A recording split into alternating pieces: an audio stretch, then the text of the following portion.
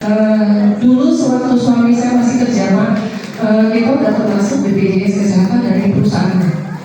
Setelah tidak bekerja karena memang kebetulan ada penyakit yang memang harus terus kontrol ke rumah sakit, kita masuk daftar ke BPJS Mandiri. Itu pun hanya bisa bertahan 1 tahun, Pak. Nah, setelah suami saya sudah tidak produktif, otomatis tidak bisa melanjutkan pembayaran BPJS Kesehatan dari 2018 karena kita merasa sudah tidak memakai kartu BPJS tersebut, tapi secara tidak langsung di 2021, Pak, ternyata itu dari BPJS Kesehatan ada tambahan sekitar 6 juta yang kita harus bayar. Kita sempat ke BPJS karena merasa sudah tidak mampu lagi bayar karena suami tidak bekerja dan hanya saya saja yang bekerja dengan tabungan anak orang. Otomatis saya sudah tidak mampu lagi membayar cicilan BPJS Kesehatan. Tapi dari pihak BPJS dia merasa tidak bisa, itu baru tambah ya, jadi itu memang harus dibayar. Nah, saya bingung solusinya supaya ini kan terus bertambah ya, berubah lagi jadi dari tagihan 6 juta sekarang naik jadi 7 juta setengah. Itu yang harus dibayar BPJS Kesehatan dari kita teman-teman itu. Jadi saya mau tanya solusinya seperti apa? Sedangkan tiap tahun itu kan berapa BPJS yang harus dibayar, sementara dari 2018 kita merasa sudah tidak memakai kartu tersebut, tetapi dari pihak BPJS karena subsidi silang dari pembayaran cicilan BPJS yang kita bayar ternyata kita tidak pakai, itu dipakai sama orang yang kita bantu nggak terima Pak dari BPJS. Jadi kalau saya bilang kalau saya off gimana? Saya minta keluar dari anggota saya tidak mau apa pembayaran BPJS. Katanya tidak bisa, kecuali ibu meninggal atau ibu pindah ke warga negara itu baru bisa ditutup. Nah, sebenarnya Bapak solusinya sementara tadi harus membuka dan di keluarga cuma saya saja yang bekerja. Mohon bantuan Pak. Terima kasih. Assalamualaikum warahmatullahi wabarakatuh.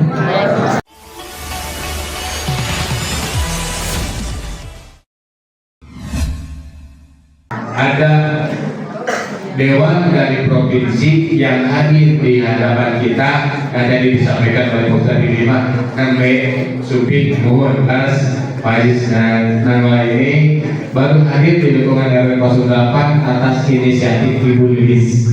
Ibu tadinya ingin mudah-mudahan tadinya dari pagi itu sudah ada di sini, tapi ternyata dia masih ada di perjalanan. Untuk itu atas nama pengurus Ranting Cimahi mengucapkan banyak terima kasih. Sampaikan aspirasi ini kesempatan baik, jarang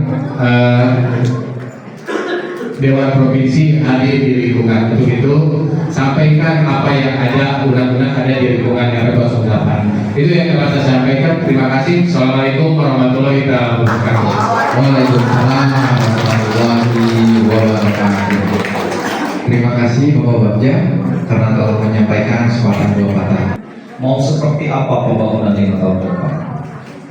Itulah RPJMD. Isinya janji politik kepala daerah terpilih. Jadi RPJMD itu isinya itu janji-janji. Semua janji-janji politik kepala daerah terpilih itu ada di RPJMD. Nah, sebelum RPJMD itu ditetapkan, saya kebetulan sebagai pimpinan Kelompok Perda DPRD Provinsi itu mendapatkan tugas langsung dari Ketua DPRD untuk membahas rangkualnya rencana awal RPJMD. RPJMD itu sebelum dibuat itu ada rencana awalnya dulu. Nah, rencana awal itu isinya itu kesepakatan hal-hal apa saja yang akan kami sepakati antara DPRD dengan eksekutif dalam hal ini dulu. Nah, di dalam kesepakatan itu, kebetulan saya yang memimpin rapatnya, itu kita menginginkan agar isi RPJMD ini bukan saja janji politik gubernur, tetapi pokok-pokok pikiran DPRD. Jadi isinya itu tidak semua janji politik gubernur, tapi diisi juga dengan pokok-pokok pikiran DPRD.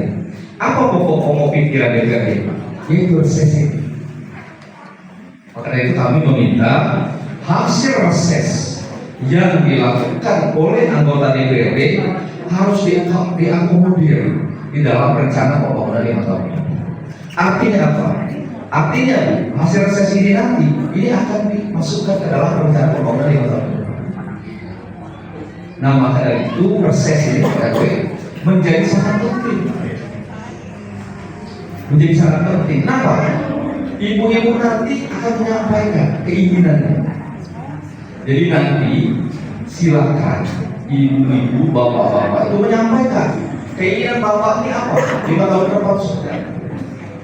Saya menyampaikan mungkin perwakilan dari ibu-ibu semua yang mempunyai anak sekolah.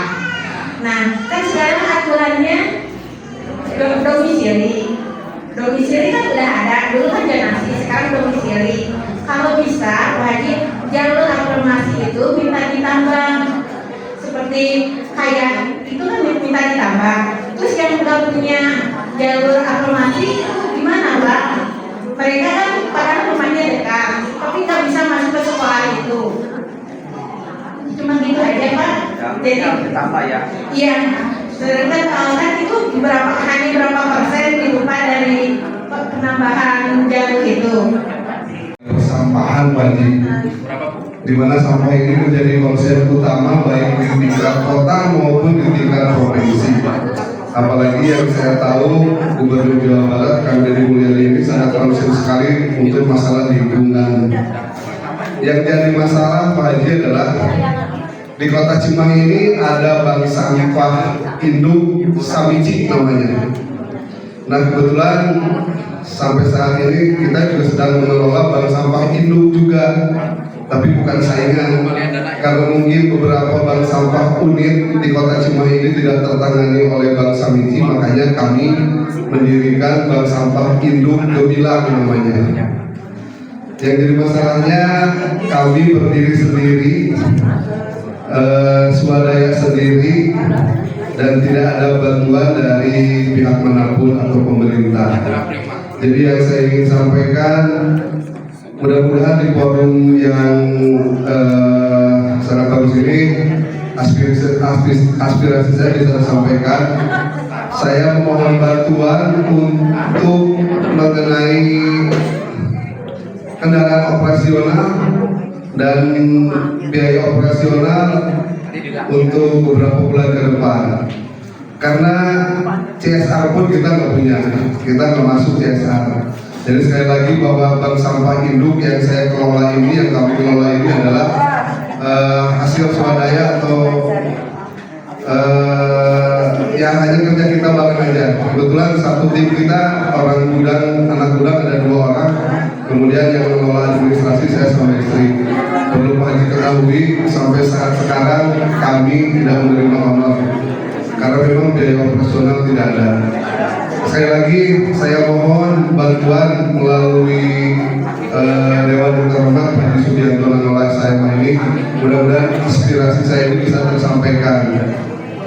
Saya pun sudah menyiapkan proposal karena ada rekan yang menyarankan saya untuk langsung saja ke Lombok Pakuan, tapi itu pun kan butuh biaya berarti harus ke sana ke Subang, kita butuh biaya. Makanya setiap ada forum seperti ini saya selalu sempatkan sampaikan aspirasi ini. Jadi mudah-mudahan kalau ini terrealisasi bisa mengurangi biaya operasional kami, dan kedepannya 4 orang yang sedang mengelola bank sampah ini bisa mendapatkan honor. Karena kalau yang dinamakan relawan ya sama aja, tidak perlu udah harus kebul ya Pak Haji. Relawan ya angin weh, laguna butuh uang ya harus kebul. Ikhwan Rukoria termasuk untuk para pengurus, karena pengurus masjid itu tidak semuanya pegawai negeri. Kebanyakan di sini adalah wira swasta, termasuk ada anak yang masih harus disekolahkan, terbentur oleh biaya, tolong dibantu untuk PIP-nya Pak, tidak semuanya dapat. Yang kedua, tolong untuk anggaran dari untuk mesin itu, kalau bisa tiap bulan atau tiap tahun itu dikasih informasi Pak untuk BKM, supaya nanti kita membuat rencananya untuk kedepannya apa gitu Pak. Termasuk kalau bisa ingin ada PAUD di sini Pak. Demikian, Assalamualaikum warahmatullahi wabarakatuh. Alhamdulillah tadi saya sudah menyampaikan reses kaitan dengan RPJMD Gubernur Jawa Barat, di mana kami di DPRD sekarang sudah memparipurnakan rencana pembangunan 5 tahun ke depan, di mana rencana pembangunan 5 tahun ke depan ini isinya adalah janji politik gubernur terpilih. Maka dari itu kami dari anggota Dewan kemarin menyampaikan isi RPJMD itu tidak hanya janji politik gubernur, tetapi janji politik anggota Dewan. Agar apa? Agar hasil reses semacam ini nanti bisa diakomodir juga di RPJMD. Artinya apa? Artinya reses semacam ini tidak sia-sia. Kenapa? Karena aspirasi yang disampaikan masyarakat itu nanti akan masuk di dalam rencana pembangunan 5 tahun ke depan. Intinya itu Kang, tadi reses ini kami menyampaikan kepada masyarakat supaya apa? Supaya masyarakat tahu bahwa 5 tahun ke depan itu akan ada pembangunan yang sudah dikonsep oleh Kang Deddy Mulyadi sebagai gubernur, yaitu namanya RPJMD.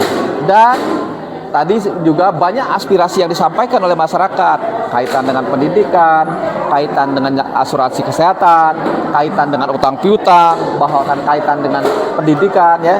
Tadi disampaikan oleh masyarakat dan ini menjadi masukan untuk apa? Untuk supaya pokok-pokok pikiran rencana pembangunan 5 tahun ke depan itu masuk di dalam perencanaan. Supaya apa? Supaya apa yang diinginkan oleh masyarakat itu dibuat oleh pemerintah provinsi gitu.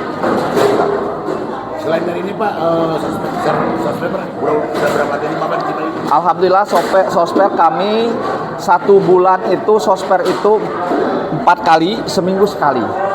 1 tahun kami di dalam tata tertib itu diatur sosmed itu 48 kali Kang. Jadi setiap minggu kami melaksanakan itu, tujuannya satu, sosmed itu agar masyarakat ini mengetahui peraturan daerah yang dimiliki oleh Provinsi Jawa Barat ini. Kenapa masyarakat harus mengetahui peraturan daerah ini? Karena isi perda itu adalah pemberdayaan masyarakat. Menjadi tidak berdaya masyarakatnya ketika perdanya ada, tapi mereka nggak tahu. Nah, mereka harus tahu. Oh, ada perda tentang pesantren. Di dalam perda itu ada bantuan-bantuan untuk pesantren, ya kan? Oh, ada perda tentang desa wisata, kan ada bantuan tempat-tempat wisata. Nah, ini hal-hal semacam ini perlu diketahui oleh masyarakat agar masyarakat bisa mengambil manfaat perda itu. Kenapa? Karena perda ini adalah membuat kepastian hukum bagi masyarakat yang ingin memohon bantuan. Karena dia akan memastikan, karena sebagai dasar hukum kan. Jadi kalau orang ingin mengusulkan bantuan itu dasarnya ada perda nomor berapa itu. Nah itu tuh. Jadi kalau sudah ada dasar hukumnya, lantas pemerintah tidak merespon bantuan kepada mereka yang mengusulkan, maka pemerintah melanggar perda itu sendiri. Ya kan? Dia melanggar dong kalau begitu. Karena ada aturan.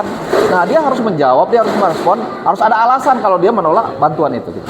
Khusus di Cimahi Pak, berapa titik Bapak melakukan itu? Sudah tidak terhitung kayaknya. Kan sudah banyak sekali ya. Hampir berapa bulan ini saya terus di Cimahi ya. Hampir setiap kelurahan kayaknya sudah saya datangi sosmed. Yang sering kan ya. Ya. Ya. Ya.